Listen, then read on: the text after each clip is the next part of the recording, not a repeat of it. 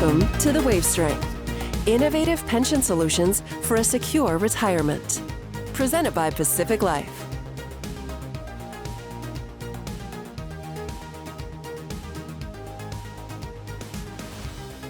Hello everyone, and welcome to another episode of the Wave Strength webinar series. I'm your host, Jim Breen. I'm a marketing director with Pacific Life's Institutional Division. With me in studio today are two very interesting and important people. I have Alan Parise and Lisa Kasdan-Parise. Both of you, thank you for joining us. Thank you. Today we're going to be talking about a very compelling and interesting topic that joins a series of content that we've been producing here. And this is the fourth video module in this series where we're going to be discussing communicating your vision in a hybrid world. But before that, let's give our viewers a little bit of your background. So Lisa, could you start off with us, please? Well, Alan and I have been training presenters together for about 15 years. And Alan's a Hall of Fame speaker, and I'm a former professional figure skater, coach, and choreographer. And it's the synergy of the two backgrounds that make what we do so important and so special. Excellent. And Alan, maybe you can share a little bit of your background. And as a Hall of Fame speaker, you know, I know our viewers are interested to hear you speak. Whoopie-doo. Yeah. Yeah, I was in financial services and did a lot of speaking. At some point decided to see if I could make a living just speaking, and did that for quite a few years and several thousand speeches. And also throughout that process was coaching other people to speak. And that became the passion that Lisa and I do together.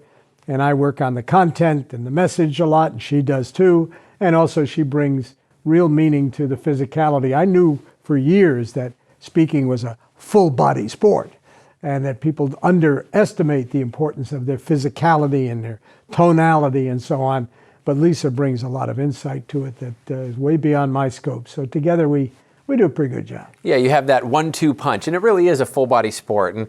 And you know, your role as leaders in your industry, you know, you help executives basically with their effective communication, looking through that lens of speaking and being able to portray messaging in a way that connects with audiences. And so the purpose of these modules that we've created, these conversations, you know, they serve as an opportunity to help leaders navigate this new normal as we return to work in whatever work mode or whether it's hybrid, whether it's a combination of the two, or whether it's remote or it's in office. You know, all of us are going to have to find a way to continue effective communication in this new hybrid environment, and that's what these modules are all about. So let's dive right into it, communicating your vision in a hybrid world. Alan, can you lead us off? Well, as we've discussed in the other program, just a quick review, that the logistics of delivering messages in a hybrid world are a little bit more complicated, because all of a sudden you have people in the room and people virtually. Yes. And you have that in the workplace too, so it kind of carries over. But in a presentation, where do your eyes go? What kind of gestures do you use? I've been an in-person speaker for years. On video, I tend to over-gesture. No. Yes, I want to be out there. But out there, that doesn't make any sense in this environment. So you have to adjust what you're doing. I have to adjust. Everybody has to adjust. And it's uncharted ground for most all of us. It is. But where do your eyes go? Where do your gestures go? And now you have to do two different things at once. Gestures that work on video aren't the same ones that work. How do you do that? And it's an unprecedented challenge, sort of. And how can somebody navigate through these challenges? You know, Lisa, you mentioned earlier your experience as a choreographer, making sure that, you know, on the ice, somebody is delivering that dance, you know, those movements in a difficult realm. Those of us who may or may not know how to ice skate, I can see that being very difficult. But in a conversation, as a leader speaking to a group of people, where does that importance of body language fall into that communication? Body language is so important because it's one way we interrupt our audiences and our own lazy brains. So our brains are lazy and we basically want to insert pattern interrupters. And this is a very easy technique for any presenter to insert into their conversations that are one-on-one, one-to-many, virtual, in-person, hybrid, asynchronous, all of it. It works so easily and so well. Ways to insert pattern interrupters. You could simply insert video into your presentation. So you're mixing up your spoken word with perhaps some music, some visual. I mean, let's face it, we all watch a lot of screen time and a lot of TV, so that's easy for us. Another interrupter is simply another voice. I'm female. If I want to interrupt and have a pattern interrupter, I might add your voice, you're male. And the interplay between our voices wakes up the lazy brain. Interesting.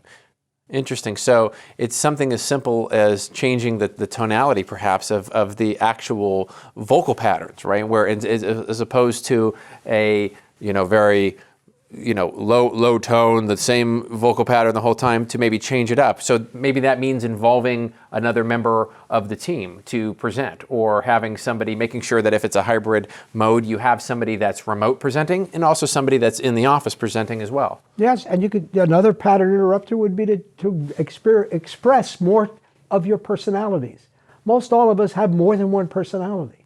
And yet when we present, most presenters, business presenters, have one or two personalities. They have their business, you meet somebody who's an interesting, engaging person, and then they get up to speak. Good morning. There are 3 things we're going to talk about today. Let's look at the PowerPoint. And it's like, come on, there's more you than that. Where's the you when you talk to your kid who's crying, your child who's crying? There's you when somebody cuts you off on the highway. You have all these different things. Express yourself in different ways at different times to create pattern interrupters.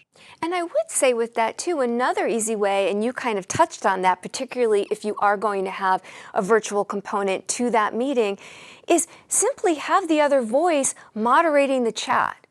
So if you as a leader aren't going to do a tag team presentation, you're the leader, here's what you're presenting, you can take questions in the chat. And the other voice, the contrasting voice, can be in the chat. So that's an easy way to do it, so that you don't need to split up your presentation and have it spread against multiple people. That's interesting, because I know many of us, especially at Pacific Life, many of us are looking at ways where we can make meetings matter. How can you maintain an effective meeting? But now, in addition to just meeting effectiveness, how can you have that effective meeting in a hybrid work environment, right? Where there are so many new components from a technology standpoint, or as we are discussing here, just simple communication and body language. Yep. Absolutely. And another way you can insert pattern interrupters is simply to shift where the question and answers are. So if you're going to do a Q&A session as part of your presentation, normally it falls at the end. Pattern interrupt. Put a little bit of it more to the top, more to the middle, and then at the end. So you're interrupting the flow of what we expect. And then also, just as a side benefit as a leader, when you put somebody in the position of moderating the chat, you're giving that person a little bit of exposure. So you're helping develop that person and nurture that person and bring them along on their work journey. Well, I'd mentioned that it was unprecedented what's going on, sort of. The pandemic and all that happened in the last year and a half, there are a lot of impacts from that, but one of them is the acceptance of technology. It's daunting, but maybe not unprecedented. Just look at what it's doing. It's reduced the cost of disseminating information by over 99%. Wow. It replaced face-to-face contact, or at least a lot of it, with lonely scanning. It's brought together intellectual and commercial activities that are reinforcing each other, creating a powerful drive. It's established entirely new bases for disseminating information, some of it irresponsible, some of it vulgar. Mm-hmm. And it's going all over the place. It's the most rapidly accepted technological advance in history, or at least close. So much of what has happened in the last 8 months from a technology standpoint, it really has been amazing to see how not only technology companies racing to provide effective platforms to allow the workforce to communicate, file share, etc. But the willingness, and I'm sure there was apprehension in the beginning of 2020, in March, April, May of that year, but the ability for, I think, the workforce to become maybe more comfortable, especially those that really had maybe no intention or no desire to jump into the virtual game, those that have been able to really become familiar, train themselves, and now it's a daily occurrence being involved in these platforms. Absolutely extraordinary, but we're talking about two different things. You're talking about what just happened, and I was talking about the printing press. Just a few years apart. Yeah, all that stuff that I just read, disseminating, all that I was looking over my notes for, that's all out of history books. Printing press circa 1450. What's the point? Point is, one, we've had a dramatic technological change like this before. Point two, it's been a while. And the last important one is the last one changed the way we read, changed the way we write, changed the way we think, changed the way we stratified society, changed the way we organized businesses. The last one even impacted our religions. It's huge. But most important in terms of leaders today is that printing press, historians are pretty much in agreement, is what set off the Renaissance. One of the most creative, exciting times in human history. And the people that did the most were called polymaths. People who could bring together two different skills or three different skills. Leonardo da Vinci, Benjamin Franklin in the US. People who brought together this and created this advance. And going forward, leaders who can be polymaths, leaders who can lead in hybridity, are the ones that are going to soar. Leading in hybridity. Very interesting concept to consider. And I think you're right, because those that are willing to accept the change, but not just accept the change, find ways to allow these changes to benefit their workflow, to provide opportunities for their teams to grow in their career and still maintain a scale in their production. Yep, it is. The way I like to describe the polymath power is with some quote arithmetic. 7 plus 7 divided by 2 is 9.2, and 8 plus 8 divided by 2 is 9.8. Huh? The actuaries who are listening are now blown away. Or they just stop listening. What I'm talking about is the power of combinations. I mean, another way to say it is just talking about synergy, but it's synergy in a different way. If you can bring together in an individual or a team 2 or more capabilities, the combination of which is both unusual and needed, then a 7 plus a 7 is a 9.6 or a 9.4, whatever the number is. It creates that synergy. And an 8 plus an 8, wow.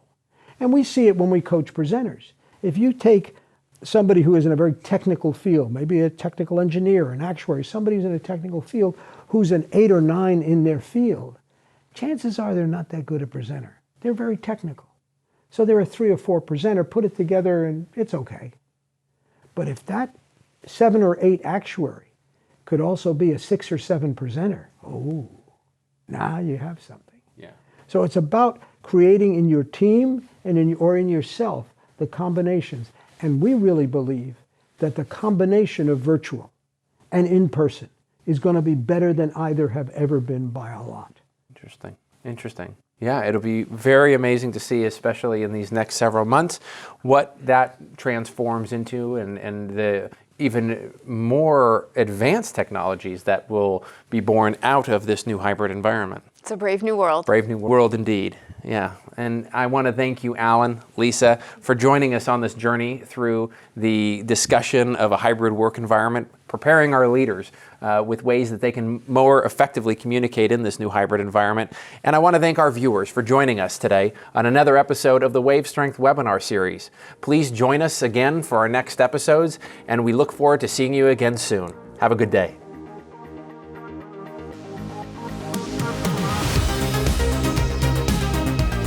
This has been another episode of The Wave Strength, presented by Pacific Life. Don't forget to catch us on YouTube and make sure to subscribe. Although this podcast is presented by Pacific Life, The opinions and views expressed are those of the hosts and participants and do not necessarily reflect Pacific Life's views on any of the topics discussed. Pacific Life is a product provider. It is not a fiduciary and therefore does not give advice or make recommendations regarding insurance or investment products. Pacific Life, its affiliates, its distributors, and respective representatives do not provide any employer-sponsored qualified plan administrative services or impartial advice about investments, and do not act in a fiduciary capacity for any plan. Pacific Life refers to Pacific Life Insurance Company, Newport Beach, California, and its affiliates, including Pacific Life and Annuity Company. Insurance products are issued by Pacific Life Insurance Company in all states except New York, and in all states by Pacific Life and Annuity Company. Product availability and features may vary by state. Each insurance company is solely responsible for the financial obligations accruing under the products it issues. This was recorded on July 27, 2021.